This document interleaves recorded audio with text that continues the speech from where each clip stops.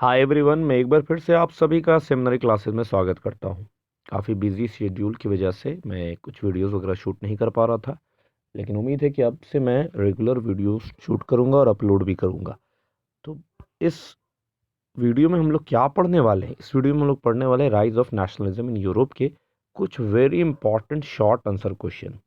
इसको अगर आप बना लेते हैं, समझ लेते हैं, तो it is going to be very very beneficial for examination. क्यों? क्योंकि इस बार आप जैसा कि जान चुके हैं कि काफ़ी हद तक एमसीक्यू क्वेश्चन आने वाला है।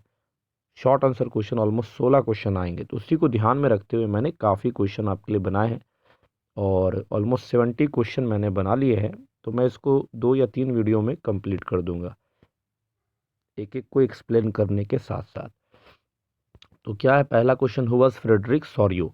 देखिएगा, किताब के फर्स्ट पेज को जैसे ही आप ओपन करते हो उसमें एक पेंटिंग बनी हुई होगी। उसमें एक पेंटर ये दर्शाने की कोशिश कर रहा है कि एक ज़माना ऐसा आएगा कि यूरोप के सारे देशों में नेशनलिज्म फैल जाएगा। उस पेंटर का नाम था फ्रेडरिक सॉरियो और वो फ्रांस का आर्टिस्ट था। अगला क्वेश्चन है ला पैत्री स्टैंड्स फॉर। ला पैत्री का मतलब होता है फादरलैंड।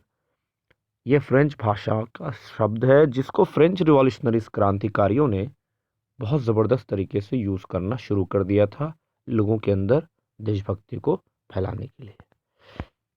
ला लेसिटियोन। लेसिटियोन मतलब नागरिक। ले शब्द या ला शब्द का मतलब होता है दा। सिटिजन मतलब होता है नागरिक, सिटीजन। कहाँ का नागरिक? फ्रांस का। अर्न्स्ट रेनन की बात की जाए, अर्न्स्ट रेनन कौन था? एक तरह का फिलोसफर था भाई। तो ये फ्रांस का फिलोसफर था, इसी ने एक्सप्लेन किया था, नेशन का डिफिनेशन वगैरह दिया था। अगला प्रश्न है आपके स्क्रीन के ऊपर कि नेपोलियन कोड कब पास हुआ था? तो नेपोलियनिक कोड जो कि सिविल कोड ऑफ नेपोलियन था, ये 1804 में पास हुआ था। अगला है कि सिविल कोड ऑफ नेपोलियन का क्या नाम था? दूसरा वाला, तो वो नाम था नेपोलियनिक कोड। अगला क्वेश्चन आपके स्क्रीन के ऊपर, name any two countries conquered by Napoleon. तो नेपोलियन के द्वारा कब्जा किए हुए किसी 2 कंट्रीज का नाम बताइए। तो उसमें एक था पोलैंड, स्विट्जरलैंड। अब जैसा कि जानते हैं कि नेपोलियन ने बहुत सारे मुल्कों को फतह किया, उसको जीता था। उसमें बेल्जियम, जर्मनी, स्विट्जरलैंड, इस तरह के मुल्क थे।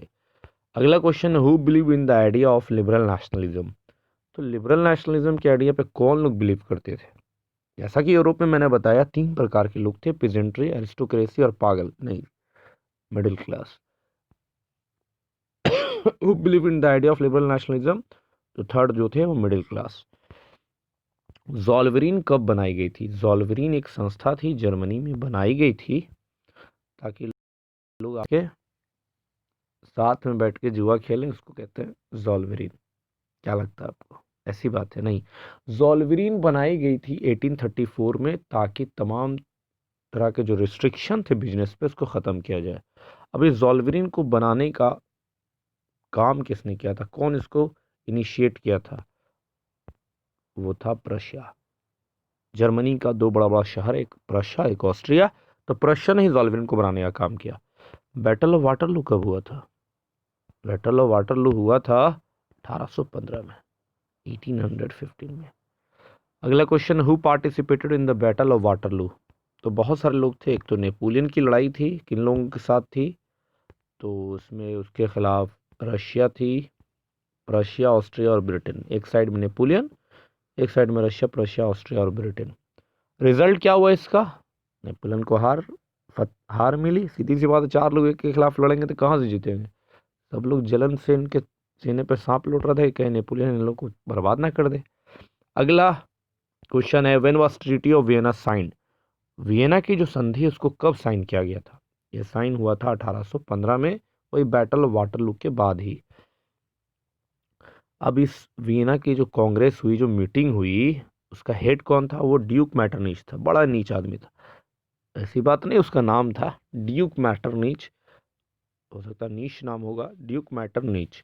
तो ये जो ड्यूक मैटरनिच था, इसने बहुत सारी बातें भी कही थी। आगे उससे संबंधित कुछ क्वेश्चन आएंगे आपकी स्क्रीन पे। अगला क्वेश्चन है, सेक्रेट सोसाइटी को किन लोगों ने बनाया था? रिवॉल्यूशनरीज लोगों ने बनाया था। अरे भाई क्यों बनाया?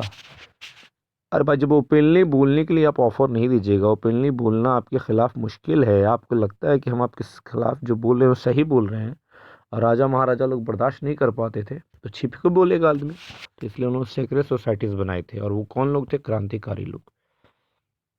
सवाल था ये सेक्रेट सोसाइटीज़ बनी क्यों? बहुत सारा मकसद था उसमें। सबसे इम्पोर्टेंट मकसद था कि जो मोनार्की का राज चल रहा है नेपोलियन के बाद, नई जो यूरोपियन गवर्नमेंट आई जो कंजर्वेटिज्म में बिलीव करती है, ये लोग महाबकवास थे, किसी को बोलने नहीं देते थे, और इससे समाज बहुत आगे नहीं जा पा रहा था। अब यंग इटली या यंग यूरोप नाम के दो सेक्रेट सोसाइटीज़ बनाई गई थी। किसने ये बनाया था? ये बताया था मैज़नी ने। अगला सवाल आपके स्क्रीन पे है कि कौन ऐसा है जो मानता था कि गॉड ने इंटेंड किया, यहाँ पे देखिएगा एन के बाद टी छूट गया है, आप टी लिख लीजिएगा। Who believe that God had intended nations to be natural units of mankind. आप आराम से स्क्रीनशॉट लेके क्वेश्चन को लिख सकते हैं, उसको लिखिएगा तो ज़्यादा बेटर होगा आपके लिए।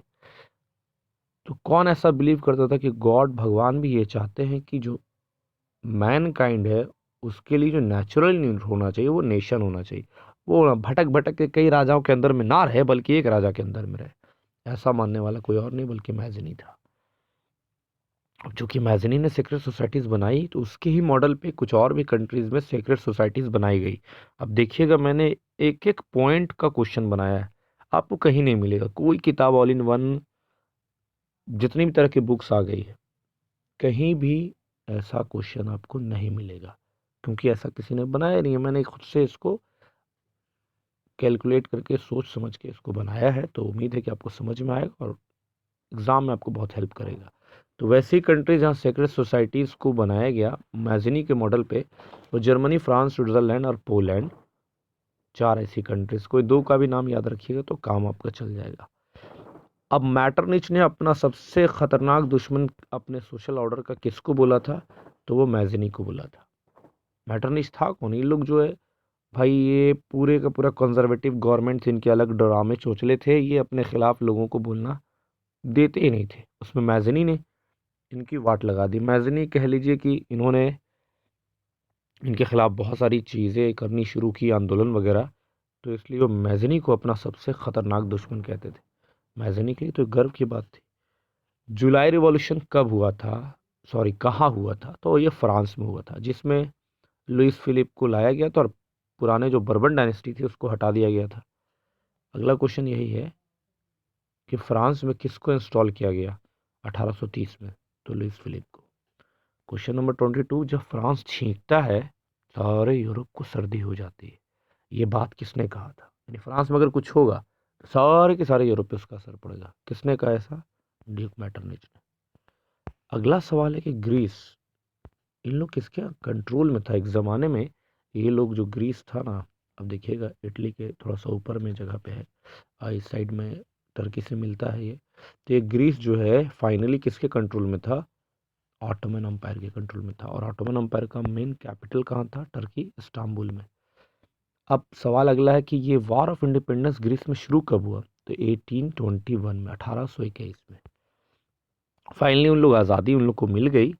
तो जो आज़ादी मिली तो वो कौन से ट्रीटी के अंतर्गत मिली? उस ट्रीटी का नाम था ट्रीटी ऑफ कॉन्स्टेंटिनोपल। ये कॉन्स्टेंटिनोपल जो जगह है उसी को आज के दौर में हम लोग इस्तांबुल भी कहते हैं। अब ये ट्रीटी को साइन कब किया गया? तो 1832 में। अगला क्वेश्चन कि कौन सा पोएट जिसका दिल एकदम बहा जा रहा था कि नहीं लड़िए लेंगे, फंड भी ऑर्गेनाइज किया और साथ साथ लड़ने के लिए भी चला गया ग्रीस के लिए, वो था लॉर्ड बायरन। जोहान गॉटफ्राइड कौन था? जोहान गॉटफ्राइड हर्डर कौन था? इसका आंसर आप जर्मन फिलोसफर भी लिख सकते हैं, रोमांटिक फिलोसफर भी लिख सकते हैं। अगला है कि दासवुक का क्या मतलब होता है? दासवुक का मतलब होता है आम जनता, कॉमन पीपल। ये जर्मन भाषा में दासफोक का मतलब कॉमन पीपल होते हैं। पोलैंड में कुछ डांसेस काफ़ी फेमस हुए थे, वो कौन से डांसेस थे? वो है माजुरका और पोलोनोवाइस। माजुरका और पोलोनोवाइस। पोलोनोवाइस तो याद करना आसान है, पोलैंड से पोलोनोवाइस, सिर्फ एक ही याद रखना आपको, माजुरका। अगला टर्म है वोक्स जेस्ट। तो वोक्स जेस्ट का क्या मतलब होता है? इसका मतलब होता है the true spirit of nation, या सिर्फ नेशन भी आप कह सकते हैं। ये भी जर्मन भाषा है का शब्द है। किस इंसान ने सारे डांसेस को नेशनल सिंबल के तौर पे यूज़ करना शुरू कर दिया पोलैंड में? कौन शख्स था वो? उसका नाम था कारोल कुरपिंस्की। काजोल का शायद कोई रिश्तेदार होगा। Which language was impose in Poland, Poland में कौन सी भाषा लोगों पर ज़बरदस्ती इम्पोज कर दी गई थी, वो लैंग्वेज थी रशियन लैंग्वेज। कौन लोग इसका विरोध कर रहे थे, किनको गट्स था, तो वो कलर्जी लोग थे, उन्होंने इसका विरोध किया। We will not speak Russian language, rather we will speak Polish language. हम रशियन लैंग्वेज में प्रेवियत में जाबूत करने वाले नहीं है, बल्कि हम लोग बोलने वाले हैं पॉलिश लैंग्वेज, यानी पोलैंड का लैंग्वेज। अगला लास्ट क्वेश्चन जो भी मैं बताने वाला हूँ वो है कि ग्रीम ब्रदर्स कौन थे। ये थे जैकब और विल्हम ग्रीम, दो ब्रदर्स थे। इनका काम क्या था, ये गली गली मोहल्ले मोहल्ले जाकर ट्रैवल करते थे, लोगों से पुरानी कहानियाँ सुनते थे और उसको लिख मारते थे और लिख करके लोगों को मोटिवेट करते थे। इनका कहना था कि ये जो पुरानी कहानियाँ है यही हमारे कंट्री का ओरिजिनल हिस्ट्री है। आई होप कि यहाँ तक आपको समझ में आ गया होगा। आगे हम लोग जो 35 से 36 से जो 71 तक है वो अगले क्लास में, अगले वीडियो में उसको सॉल्व करेंगे। तब तक के लिए बने रहिए। इस वीडियो को ज़्यादा से ज़्यादा लोगों को शेयर कीजिए। सिर्फ अपने पढ़ लीजिए, लिख लीजिए, ज्ञान ले लीजिए, इससे आप आगे थोड़ी जाइएगा। तो you have to be cooperative in mind and share this video if you find it informative. Thank you. Have a nice day. Bye bye.